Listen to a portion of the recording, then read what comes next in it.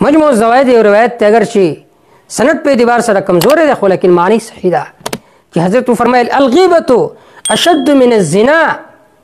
غیبت چې دی دا د زنا نه لوی ګناه ده. ځکه یو سړی چې زنا کوي غلا کوي هغه هغې ته ګناه وایي، لیکن چې غیبت کوي هغې ته جایز وایي. دا کار په دې کې دی که نه.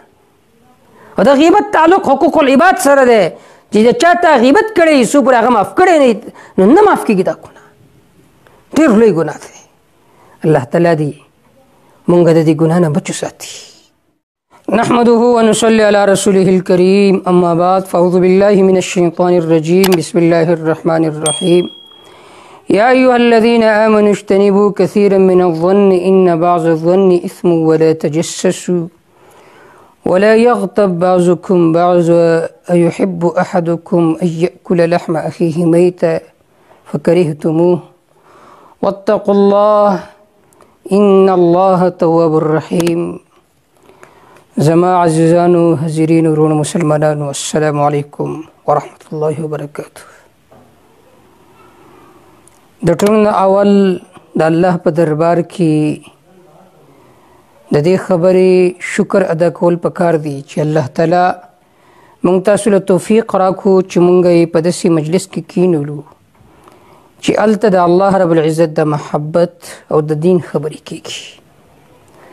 عزیزانو کم آیتونه چې ما ستاسو د وړاندې ولوستل په هغې کې الله رب العزت د انسان د تعمیر سبب ذکر کړی دی چې د انسان تعمیر او روحاني زندگی په څه باندې ښایسته کیږي. هغه دا چې انسان خپل نفس محله کړي په صفات حسنو سره، خپل د نفس تخلیو کړي، خپل ځان پاک او صاف کړي د صفاتي ذمیمو نه، د بدو صفاتو نه. په هغه بدو صفاتو کې د ټولو نه بد صفت هغه د غیبت. نن چې موږ ګورو تمام معاشره که هغه خواص دي که هغه عوام دي که هغه سړي دي که هغه زنانه دي ټول په دې ګناه کې مصروف دي. او غیبت داسې ګناه دی د انسان نیک اعمال ضایع کوي. د انسان په اعمالو کې چې کم نورانیت دی، کم برکات دي، کم انوارات دي، د دې غیبت د وجې نه هغه برکات ختمي کړي، هغه انوارات ختمي کړي. ځکه قرآن مجید کې الله رب عزت فرمایي چې د یو مسلمان ورور غیبت کول دا داسې دي چې ته خپل د یو مړ مسلمان غوښه خوري. الله فرمایي ولا یغتب بعضکم بعضا. تاسو کې د بعض د بعضو غیبت نه کوي، ځکه غیبت کول داسې ګناه ده. ایحب احدکم ان یأکل لحم اخیه میتا. آیا تاسو کې یو کس دا خوښوي چې خپل مړ رور مسلمان غوښه وکړي؟ فکرهتموه. تاسو دا بد ګڼئ چې کله ته د خپل یو ورور مړ مسلمان غوښه نشي خوړی نو د هغه غیبت ولې کوي؟ حدیث پاک کې راځي یو صحابي دی هغه رجم شو، صحابه روانو، یو صحابي د خولې نه دا خبره ووته رجم کرجم الکلب. د داسې رجم شو لکه سپی چې رجم شي. نبي کریم صلی الله علیه وسلم لږ وړاندې چې تیر شو نو یو مردار زناور اوموندو. حضرت فرمایله فلانې فلانې کوم ځای کې دی؟ هغه وایي یا رسول الله موږ حاضر. وی لاړ شئ د دې مړ لاش حیوان غوښه وخورئ. هغه یا رسول الله څوک دی چې د دې مړ حیوان او خر مردار غوښه بخوري؟ جناب رسول الله صلی الله علیه وسلم فرمایل تاسو چې خپل یو ورور مسلمان غیبت کول رجم کرجم الکلب، هغه داسې توبه وباسل وه که چېرته هغه په اهل مدینه باندې تقسیم شوی وی الله به ټول معاف کړي. نو غیبت څومره لوی ګناه دی. د یو مسلمان ورور غوښه خوراک دي. نن زموږ معاشره، نن زموږ سوسایټي، نن زموږ کورونه، نن زموږ نجي مجلسونه، نن زموږ د خواصو مجلسونه، د عوامو مجالس هغه د غیبت نه خالي نه دي. مونږ چې غیبت ونه کړو نو مونږ له مزه نه راسي. مونږ یو مړه نن مجلس مزه ونه کړه، نن گپ شپ مزه ونه کړه، او مونږ څه ویو دا خبره خو په ده کې موجود ده. نو چې دا پکې موجود ده او ته بیانې پیشي شا د هغو، دې ته خو غیبت ویلی شي. چې موجود پکې نه وي او بیا ته بیانې، دا خو بیا بهتان دی. امام ابو داود رحمه الله دا روایت نقل کړی چې حضرت فرمایل غیبت څه ته ویلی شي؟ ذکرک اخاک بما یکره، چې خپل رور تذکره په داسې صفت کوي که چېرته د هغه وړاندې ذکر شي نو هغه به بدو کړي. بعض خلک وایي زه خو د هغه وړاندې بیانولی شم، نو که وړاندې ورته بیانولی شي خو چې هغه ته بد ښکارېږي هغه خبره نو هغه بیانول هغه غیبت دی، هغه ګناه کبیره ده. صحابي عرض کوي یا رسول الله ان کان فی اخی ما اقول، زه چې کومه خبره کوم که هغه زما رور مسلمان کې وي هغه بد صفت بیا هم غیبت دی. جناب رسول الله صلی الله علیه وسلم ارشاد فرمیل جی ها دا خو غیبت دی چې یو صفت پکې نه وي او ته بیانوي نو دا خو به بهتان دی، ډبل ګناه دی. نن سوچ وکړه زموږ ستاسو مجالس د بهتان نه د غیبتونو نه خالی دی؟ نه دی خالی. نو غیبت یو لویه ګناه ده، د دې پرېښودل پکار دي. پکار ده چې موږ عزم مصمم وکړي الله نن نه بعد به غیبت نه کوو. کم مجلس کې چې غیبت کېږي هغه مجلس نه به ځان وباسم.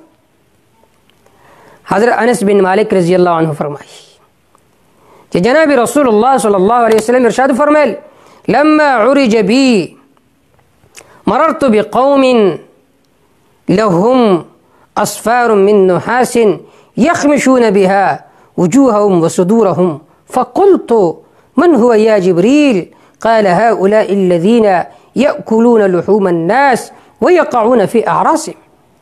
انس بن مالک هغه صحابي چې جناب رسول الله صلی الله علیه وسلم خدمت کړل لس کالو پورې، هغه فرمایي چې حضرت فرمایي لما عرج بي، کله چې شب معراج ته کې زلاړم جنتونه مې ولیدو، جهنمونو نظاره مې وکړه، اسمانونو نظاره مې وکړه. مررت بقوم، زه په داسې قوم باندې تیر شوم لهم اصفار، د هغوی نوکونه من نحاس د وسپنې، هغې سره دوی څه کول؟ یخمشون بها وجوههم وصدورهم، هغوی په دې نوکونو باندې خپل مخونه خپلې سینې هغې شکولې. فقلت من هو یا جبریل، ما وی د الله رسول ای جبریل من هؤلاء دا څوک دي؟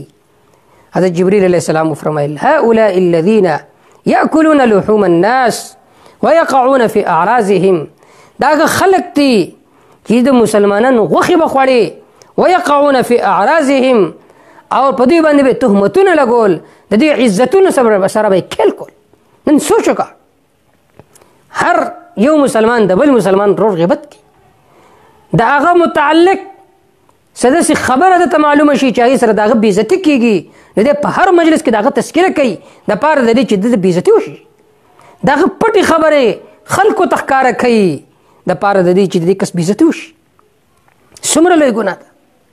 لیکن نن که موږ ګورو خاص و عام په دې ګناه کې مبتلا دی او دې ته بالکل ګناه نه وایي، دې ته بالکل ګناه نه وایي.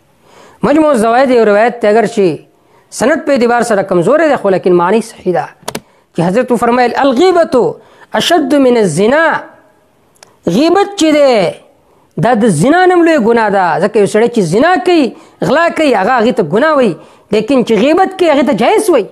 دا کار په دې کې دی که نه؟ او د غیبت تعلق حقوق العباد سره دی چې د چا ته غیبت کړی څو پورې هغه معاف کړی نه نو نه معاف کېږي دا ګناه، ډېر لوی ګناه دی.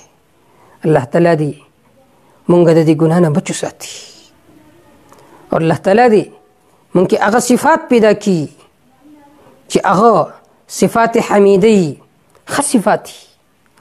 کوم مجلس کې چې غیبت کېږي د هغه مجلس نه پاسېدل پکار دي. یو تابعي دی علامه ربیعي رحمه الله، هغه فرمایي چې زه یو ځل په یو مجلس کې کېناستم هلته غیبت کېده، ما هغه مجلس پرېښودو چې کله لاړم لږ وخت وروسته بعد راغلم، ممکنه دا غیبت یې پرېښودې وي، وی لږ ټایم پورې هغوی ناست وو بیا غیبت شروع وی بیا زما همت کمزوری شو، بیا ترې رانسېدم، ما پکې مې یو دوه خبرې وکړې چې کله مې وکړې د شپې ودیم یو تور انسان دی لاس کې ورسره لوی تال دی او ورسره غوښه د خنزیر ده او هغه خنزیر غوښه رالی زما په خوله کې په زور منډي، زه نه خورم، هغوی دا به ته خورې، زه ورته وایم چې دا خو حرام دی. نو هغه جواب کې وایي چې ای د مسلمان رور غیبت کول، د مسلمان رور غیبت کول دا د مسلمان رور غوښه خوراک دی، دا جایز و. وي 30 ورځې پورې به ما به چې کله روټۍ خوړه د هغې بدبو به مې محسوسوله. نن سوچ وکړئ زموږ کور کې زنانه که خواخې ده هغه د انګور په غیبت اخته ده، که انګور ده هغه د خواخې په غیبت اخته ده، که دوه وروڼه دي یو ورور د بل ورور په غیبت اخته دی، که دوه علما دي یو ملا د بل ملا په غیبت باندې اخته دی. موږ به قوم ته څه سبق ورکړو؟ زموږ اصلاح به څنګه وشي؟ د تمامو ګناهونو جړ اور بنیاد غیبت دی. که غیبت موږ پرېښوده انشاءالله الله به د نیک اعمالو توفیق را نصیب کړي. حدیث پاک کې راځي یو دوه زنانو روژه ونیوله. د زنانو خو د عادت دی هغوی دوه زنانه چې یو بل سره کیني خامخا د بل زنانه به غیبت کوي. او غیبت یوازې دا نه دی چې ته د هغه بدي بیان کړي. حدیث پاک کې راځي یو ځل ام عایشې رضی الله تعالی عنها نبي صلی الله علیه وسلم په خوا کې ناسته وه. وی فرمایل حضرت صفیه رضی الله تعالی عنها داسې د اشاره یې وکړه داسې وړوکې قد واله ده. نبي کریم صلی الله علیه وسلم فرمایل ای عایشې ته داسې کلمه د خولې نه وباسله که چېرته دا په دریاب کې غزاره شي هغه تمام دریاب به د دې نه بدبودار شي. صرف نقل وباسل چې هغه پې خفه کېږي. د هغې په باره کې حضرت فرمایل چې د هغې د وجې نه پوره دریاب بدبودار کېږي. نن موږ تاسو خپل ځان ته وګورو، موږ د یو ورور او د بل ورور په باره کې څه نه څه خبرې نه کوو. هغه خبرې کوو تهمتونه الزامونه هغه کې چې کوم شیزونه نه وي هغه بیانو، چې کوم پکې هغه خو بیانو چې کوم پکې هغه خو بیانو. نو د زنانو عادت دا وي چې دوه یو ځای شي خامخا د بلې غیبت کوي. نن زمانه کې سړو کې هم د عادت منتقل شوی دی. روژې نیولې وه دې کې دوی غیبت کول ما ذکر چې شو داسې حالت ته راغله چې د بېهوشۍ حالت ته راغله. که روژه نه ماتوي مړه کېږي. جناب رسول الله صلی الله علیه وسلم خواته قاصد راغله یا رسول الله دوه زنانو روژه نیولې وه. حضرت فرمایل چې هغه دواړه زنانه راوغواړئ. نبي کریم صلی الله علیه وسلم ته به ذریعه وحي معلومه شوه چې دې زنانو غیبت کړی و. نبي کریم صلی الله علیه وسلم پیاله راغوښته، هغه زنانه ته وي چې په دې کې توک هغې کې چوتو کړه، په هغې کې وینې زوی او غوښې پکې ارتاوې شوې. بلې زنانه توکړه الټۍ پکې وکړې، وینې زوی وې غوښې پکې ارتاوې شوې. حضرت فرمایل دې دواړو زنانو د خوراک وسکاک نه خو ځان منع کړی و، لیکن د بل مسلمان رور د غیبت نه ځان نه منع کړی. نو الله تعالی حیثیت ورباندې وښودله چې د بل رور مسلمان غیبت کول دا د مسلمان رور غوښې خوراک دی. د موږ تاسو له پکار دي چې ځان د دې نه بچ وساتو. ډېره لویه ګناه ده. که اوس یو سړي د چا غیبت کړی نو پکار ده چې لاړ شي د هغه نه معافي وغواړي. او هغه سړي له هم پکار دی چې بیا معاف کړي. د دې لوی لوی درجات دي. څوک چې د چا ګناه معاف کړي، څوک چې د چا جرم معاف کړي، هغه په دې باندې لوی بدلې میلاویږي. او که چېرته سړی لرې تللی وي چې رابطه ورسره ممکن نه وي یا وفات شوي وي د هغه لپاره دعاګانې کوي. د هغه لپاره د نیک اعمال کې به طور د صدقې جاریه ختم دی ورپسې وکړي او قرآن دی ورپسې ووایي او د الله تعالی نه دې معافي وغواړي. الله تعالی دې موږ نه دا بد صفت وباسي. د نیک اعمالو توفیق دې الله را نصیب کړي. وما توفیق الا بالله علیه توکلت و الیه انیب.